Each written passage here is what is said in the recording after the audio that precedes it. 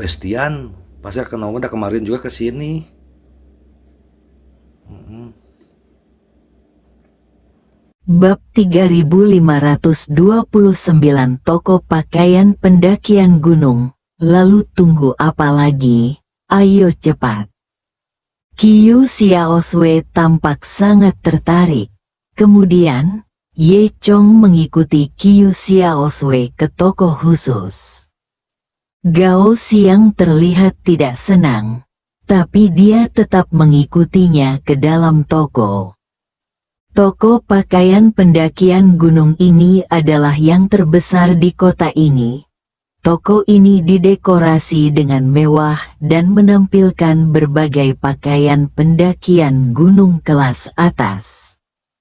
Petugasnya adalah seorang wanita paruh baya. Ketika dia melihat Qiu Xiaoswei, Gao Xiang dan yang lainnya masuk, dia langsung menyapa mereka dengan antusias. Tapi ketika dia melihat Ye Chong, matanya jelas menunjukkan rasa jijik. "Selamat datang. Kami punya pakaian pendakian gunung terbaru di sini. Nona, lihat apakah Anda menyukai sesuatu?" Petugas itu berkata kepada Qiu Xiaoswei dengan senyuman di wajahnya, sengaja mengabaikan Ye Chong. Qiu Xiaoswei hanya mengangguk, lalu menarik Hu Qian dan memandang dirinya sendiri. Gao Xiang dan Chen Tai membisikkan hal-hal buruk tentang Ye Chong. Ketika Lin Yue melihat pakaian indah ini, dia juga tertarik dan mau tidak mau pergi untuk melihatnya. Dengan cepat, Qiu Xiaoswei memilih beberapa pakaian pendakian gunung yang sangat mahal di toko, dan kemudian masuk ke ruang pas. Petugas itu sangat gembira dan mengira dia akan menghasilkan banyak uang kali ini. Melihat punggung Qiu Xiaoswei, dia merasa bahwa Qiu Xiaoswei tampak kaya, dan generasi kedua yang kaya, Gao Xiang, tampaknya tertarik pada Qiu Xiaoswei. Di ruang pas, Qiu Xiaoswei mencoba pakaian pendakian gunung satu persatu. Setiap pakaian didesain dengan baik dan terbuat dari bahan yang nyaman, yang membuatnya sangat puas. Dia keluar dari kamar pas, berdiri di depan cermin, dan melihat sekeliling. Petugas itu segera menyapanya dan berkata sambil tersenyum, "Nona, Anda terlihat sangat cantik dengan pakaian ini. Semuanya sangat cocok untuk Anda." Gao Xiang berdiri di samping dan memandang Qiu Xiaoswei, dan harus mengakui bahwa dia memang terlihat bagus dengan pakaian ini. Ketika petugas melihat ini, dia mengambil kesempatan itu untuk berkata, "Wanita ini sangat cantik. Dia terlihat lebih baik dengan pakaian ini. Anda tahu, mengapa tidak membeli semuanya dan menggantinya?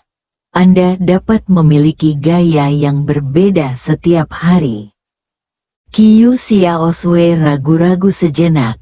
Dia memang menganggap pakaian ini bagus, tapi dia juga merasa sia-sia membeli begitu banyak pakaian sekaligus. Lalu, Qiu Xiaoswei memandang Ye Chong dan bertanya, "Kamu bilang aku ingin membeli sebanyak itu? Pilih saja yang kamu suka. Bukan berarti kamu akan mendaki gunung setiap hari. Percuma saja punya banyak pakaian. Lagi pula, yang terpenting dalam mendaki gunung adalah pengalaman, bukan jumlah pakaian."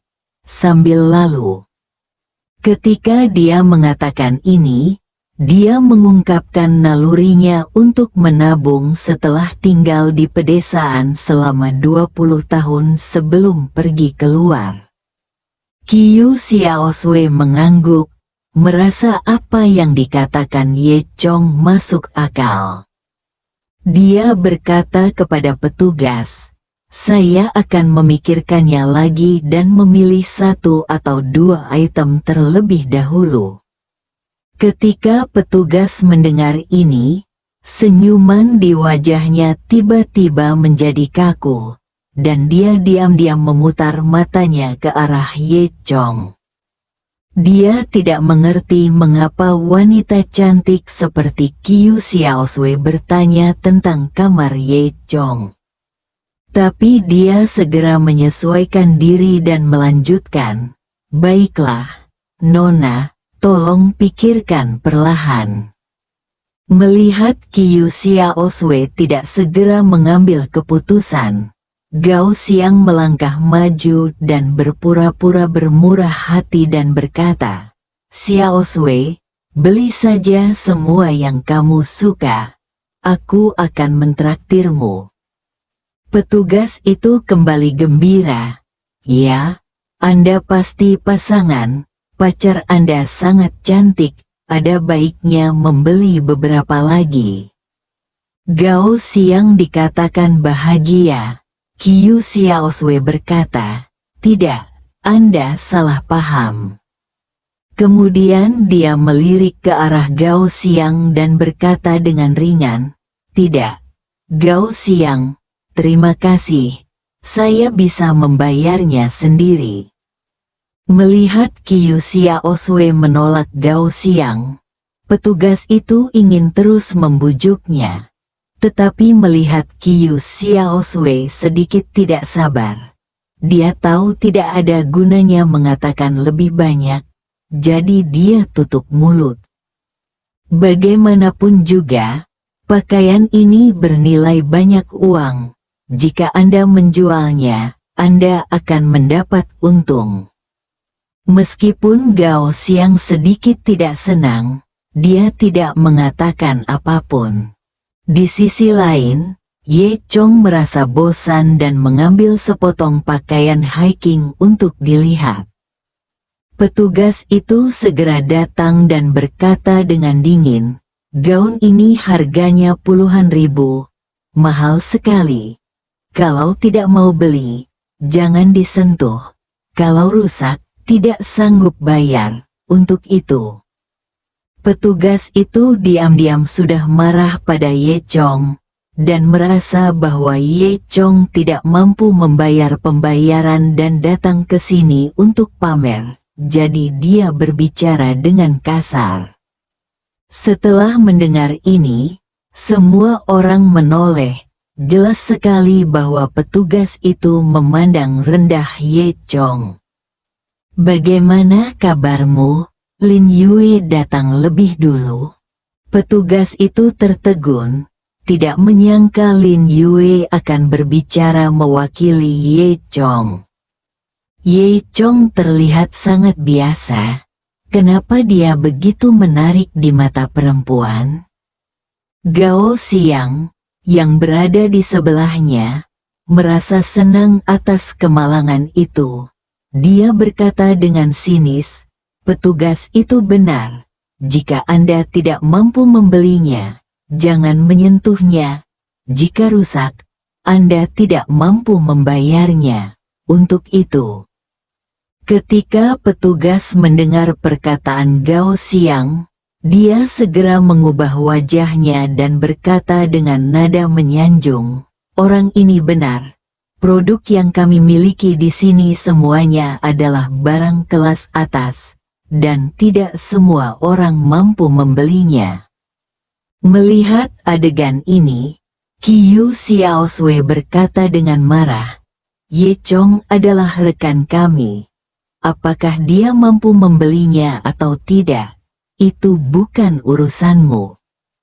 Ketika petugas melihat Qiu Xiaosui menjadi marah, dia merasa sedikit takut. Cantik. Aku tidak sedang membicarakanmu.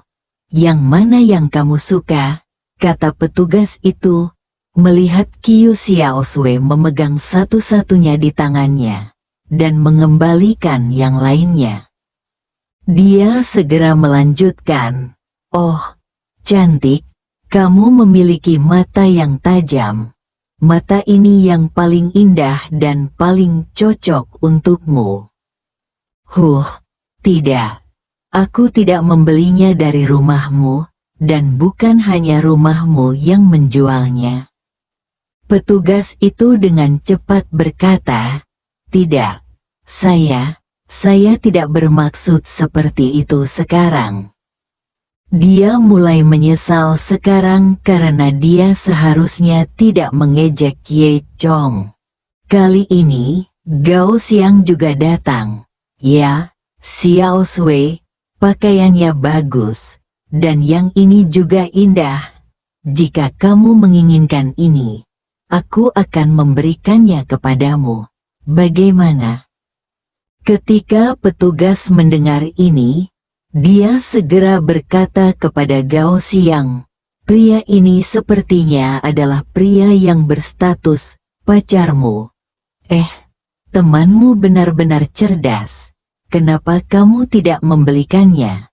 Saya jamin dia akan menyukainya." Gao Xiang masih sangat senang setelah mendengar ini dan berkata, "Oke, Xiao Sui, aku akan memberimu yang ini." Qiu Xiao Sui berkata dengan tidak sabar, "Tidak, saya sudah mengatakan tidak. Gao Xiang, hubungan kita belum begitu baik. Kamu tidak perlu memberi saya hadiah." Sesaat, Gao Xiang terlihat sangat malu.